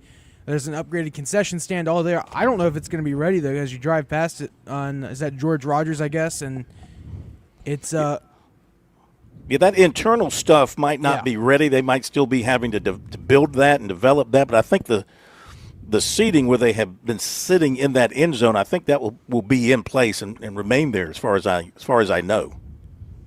Okay, well, I appreciate that update because I didn't realize it was several phases like that. Oh, and yeah. It wasn't going to be. I thought. Yeah. Okay, thanks. Yep. Thank you so much. And I think the thing says it's not going to be ready until the 28th season. It's not going to be completed until the 28th season. Berg, you got anything? I do. According to the school's website of their Williams-Brice Stadium Reimagined, they've actually got an update for the cockpit. The student section provides the spark. Blah, blah. Currently, there is 1.5 square feet per person of concourse space for students. Once all the renovations are done, that'll increase to about 5 square feet per person. To make room for these improvements, the Floyd building will be demolished, but the video board and its existing support structure will remain. Largest improvement students will see will be the expansion of the concourse to allow for a significant increase in amenities offered to the students. So it sounds like physically inside the stadium where you see the field. I don't know how much it's going to change, but behind that area, I guess, where I'm trying to remember, the students can walk behind, because there's one side of the stadium that's not connected. It's the east side, the west side that's not connected through what's the north end zone where the students are. Mm-hmm. That part's not connected, right? Yeah. You can't walk around. Yeah, that's right. Make a loop around That's right. at That's right. Stadium. Yeah. Correct. Yeah. So I think they'll be able to go behind. The new concourse area will feature a ground level with permanent concessions and new restrooms, as well as space for students to socialize. I thought that's what the game was for, but anyway. In later years of the reimagination, an additional 100-level concourse, I think this is what Josh was talking about, will be constructed connecting the northeast and northwest ramps together at the top of the student section. The 100-level concourse space will provide access to additional restrooms and concession stands, as well as standing room only space to watch the game. All right, very good. Or as a Clemson fan might say, they're widening the exits at Williams-Brice to make it easier to leave during the games. That's what a Clemson fan might say. Let's do recruiting before the break, shall we? Our recruiting report here on Sports Talk is brought to you by Seawells. With the Seawells family and staff, they can handle all your planning and catering needs. Their new facility inside the State Fairgrounds off Rosewood Drive. Visit their website for more information, SeawellsCateringSC.com. or call them at 803-771-7385. Use the secret word, password, BBB, Bubba, and to express your desire for them to bring back the buffet. So when they answer the phone, go, Bubba. That'd be a good way to do it. Cal answers the phone, hello, Seawells, Bubba. Excuse me, sir? Click. Bubba. Bring back the buffet. Maybe they will. By the way, game day parking. I think Seawells will still have some of their game day parking available. So if you're looking for game day parking over there at USC, call them about that as well. 803-771-7385 or the email SeawellsCatering@gmail.com. SeawellsCatering@gmail.com. Okay, what do we have? Well, Burns corner Aiden Wiggins committed to Auburn early June. Syracuse, Virginia Tech, LSU among his favorites at the time. He's not swayed from that pledge, not one bit to this point. Other recruiters keep trying to turn him, but he really likes Auburn. He likes Alex Golish. He likes DJ Durkin. He likes DeMarcus Van Dyke, the rest of the staff, the other commitments. They've all connected, so he says it would be hard. However, South Carolina offered June 15th, subsequently visited for 7-on-7 in a camp. Shane Beamer scored a pair of big defensive back commitments in July. Joshua Dobson, Davion Jones. He's still trying to convince Wiggins to join those guys. He said he talked to Beamer maybe 2 or 3 weeks ago, and he was just keeping in the loop, wants to be kept in the loop, talking about how Josh Dobson's going to be talking to him, trying to get him to flip and others to flip. And he'd love to have him at South Carolina. So they do talk to him a good bit. They're talking to him about coming in for a game. He says he most likely won't take an official visit, but he has thought about coming in for a game. A new school getting involved is Florida State.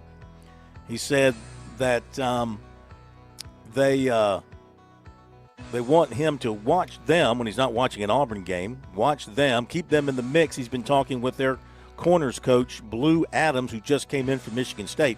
So he's kind of catching up. He's a little bit behind, obviously. So he's catching up, and he talked with Blue about July 14th. They haven't talked about a visit, and like with USC, he said he's not likely to take an official. He might go down for a game. He does plan to go to Auburn for the Florida game September 19th. He says, of course, things could happen. He's keeping an eye out on all teams. Anything can happen until signing day. Now tomorrow, quarterback Trace Hawkins of Calhoun, Georgia, is going to make his commitment announcement about 6:30 or so. We'll carry that live. Well, maybe we won't. We got a guest at 6:30 tomorrow night. And it's a foregone conclusion he's announcing for Clemson tomorrow. I think everybody knows that. So, but he will make his official announcement tomorrow. And safety Seth Williams out of the Atlanta area, Clemson or Georgia, announcing on Friday. Now the writing on the internet circles is it looks like Georgia is what people are writing today about Seth Williams. So it looks like Georgia, according to these folks, it's like Georgia's going to win out over Clemson. 2028 corner Kamari Crumedy of Tallahassee plans to visit Clemson for a game October 3rd against Miami. Basketball, Clemson's in the Final Six with 6'2" Trey Keith of Tri-Cities, Georgia. The others are Virginia Tech, Mississippi State, Georgia Tech, St. Louis, and Boston College. And 6'4" Justin Wise of Bogart, Georgia, who just included Clemson in his top six, has set official visits with Miami, Texas, Vanderbilt, and Tennessee. There you go. That's what we've got for you tonight in recruiting. Remember to follow along on our website, SportsTalkSC.com, SportsTalkSC.com, and on our X account where we post stuff and repost stuff from other people. That, of course, is SC Sports Now. SC Sports Now. Make sure you give us a follow there. Subscribe to our YouTube channel and follow us on Facebook. At both places, it's Sports Talk Media Network. Sports Talk Media Network. Okay. We're going to hit the break. We're going to come back and hear from Pete Golding, the Ole Miss coach. They don't play South Carolina this year. Why are you laughing? Pot Meat Kettle is who we're about to hear from in just a few moments. Tennessee just got another running back commitment, Asa Barnes, by the way. Be right back. Hi, I'm Jim Corbett. I've been an attorney for more than 30 years. There's one thing I've learned about injury cases, it's you need the personal touch. You need the lawyer to get to know you and describe your damages. You don't want a case manager talking to an insurance company and then talking to you and then talking to maybe to a lawyer with limited experience at the last minute to try to settle a case. I talk to you, I find out what your case is about. Jim at JimCorbettAttorney.com. Jim at JimCorbettAttorney.com for your injury cases. Traveling can be the worst, especially when you can't find your favorite show. Well, don't worry. We've got the perfect way to keep up with everything happening in the Palmetto State when you're away from home. Just pull up the Chief Sports app on your mobile device, and you can listen live to Sports Talk. All right, welcome in, everybody. Sports Talk Media Network. So the next time you can't find us on one of our great radio affiliates, just log on to the Chief Sports app, the best way to stay connected with the Sports Talk Media Network.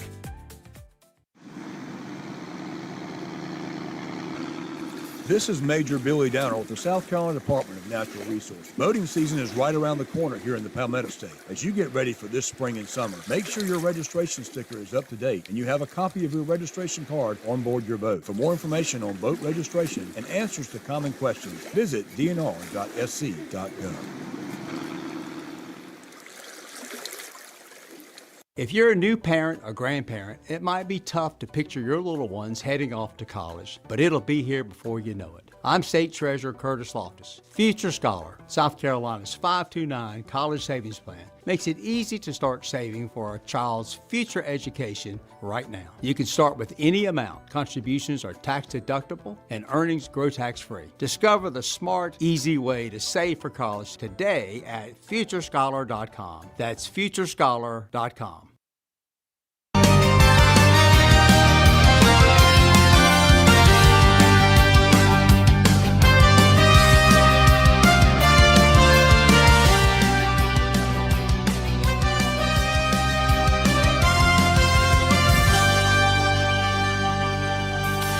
One more question from our text line, 803-900-4847.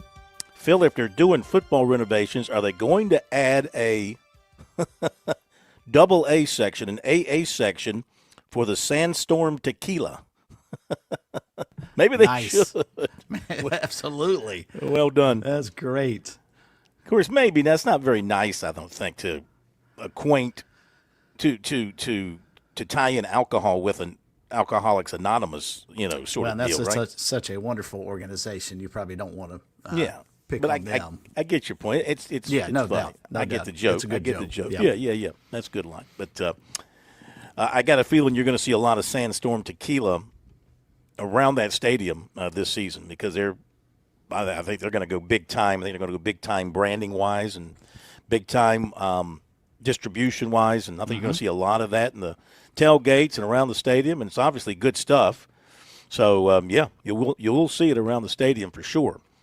Okay, back to SEC and Pete Golding, head football coach now, first full year head football coach at Ole Miss after being the defensive coordinator there. I mean, I credit him with helping make Ole Miss into a college football playoff team because I mean, Kiffin was there ahead of him, and he had a terrible defense, and then he hires Golding, and all of a sudden that defense gets stout to go along with that offense. Then it made for a terrific team and a team that made the college football playoffs last year, Bergie. And he's got two players on his team, both offensive players, ironically, that the school is already starting to push a Heisman campaign around, or at least build a Heisman campaign around. But he obviously, with so many of the other coaches, visited with SEC media last week down in Tampa. And I want you to listen. This is the fun part of this clip that we're going to play for you. Listen real closely when he talks about the number one rule that is involved in the Mississippi football program as Pete Golding stepped up to say how they're going to try and build off of what they did last season. We know every season is independent of their own, right? The legacy of last year's team is over, right? We can learn from that, obviously, moving forward, which we have all spring, and how do we do certain things better and consistently do it, on a more consistent basis. But this is a new group, and we added 50 new players into the spring, 29 via transfer portal, and then 22 from a high school standpoint, and added a couple more of those in May to get us to 51. So seeing that gel and come together has been really cool. And part of that reason, I think, is three of the guys that we brought here today, obviously in Trinidad and Kewan and Will. Not only, obviously, y'all know they're really good players. I'm not going to talk to you about that. Y'all already know that. But, rule number one in our program is be a good dude, and that ain't too hard. And I got two boys, like Greg talked about. And I hope one day my two boys are like one of these three. They're tough. They're competitive. They love football. That's who we look for, right, from a recruiting standpoint that we want into our program. But more importantly, they're good people. They affect the people around them in a really, really positive manner.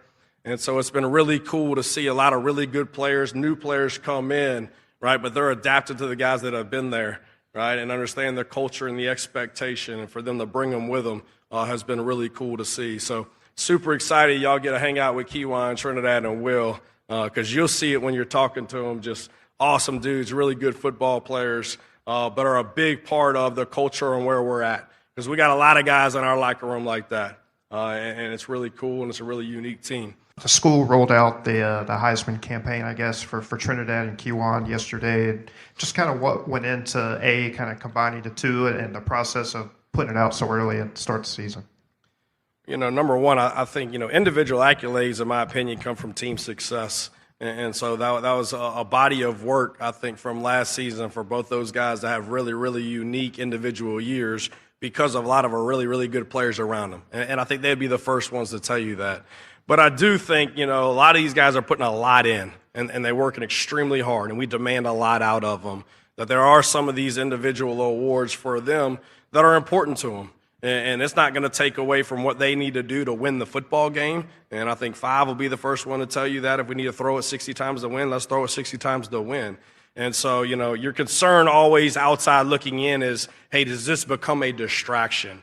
Those two are wired the right way, right? And so I'm not concerned with how they're going to practice and how they're going to prepare. They're going to do everything that they can to win the football game, and they know that's based on their preparation. And so I have zero concern of it affecting them and becoming an issue.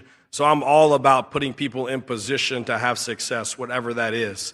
I feel like that's why they call us coach. It's no different for a player for the next 40 years of their life. It's our responsibility to educate them and equip them, right, to have success. And to me, this is just an avenue. You got 2 really elite players that are coming off really, really good years that still have a lot of really good players around them in the same system that are set up to have another really, really good year. And so I think it's part of our responsibility to put them in position to have as much success as they can, that being part of it. The defensive side of the ball in particular, how good do you think your defense can be this fall, Coach? I think we're as talented as a defense that I've been around in a long time. And hopefully I felt like we learned some things off of last year's teams of where to focus on in the portal and making sure we added some older veteran guys, and that was up front. I really felt like we didn't have enough depth on the defensive line, especially inside last year, to stay fresh late in games, and I felt like that really hurt. And then in the back end, the size, speed in the back end with experience within this league was really important to me because I felt like we had to get a lot better in the back end collectively across the board to win the games that you were supposed to. So the talent is there. The experience is there. We didn't bring guys in that weren't starters from where they were at. It's just the familiarity of our system from a communication standpoint. And like I was telling somebody the other day, I know they're really good players. I've watched them on tape. They've been really successful at other really good programs. But, you really don't know how they're going to respond to adversity because you've never been through it with them yet. All right, Pete Golding. He arrived in Oxford in 2023. His first season there, team gave up 22.5 points per game. They were 41st in the country, improvement of about 3 points per game. In 24, they only gave up 14.4 points per game. That was second best in the country. Last year, 21.1 points per game, which was 37th, but they averaged 37 points per game. So very, very steady defense. I just love the number one rule in their program is be a good dude. It ain't that hard. From a guy who said recruiting in college football is, let's not treat it like it's the most moral thing that's ever existed. See you tomorrow.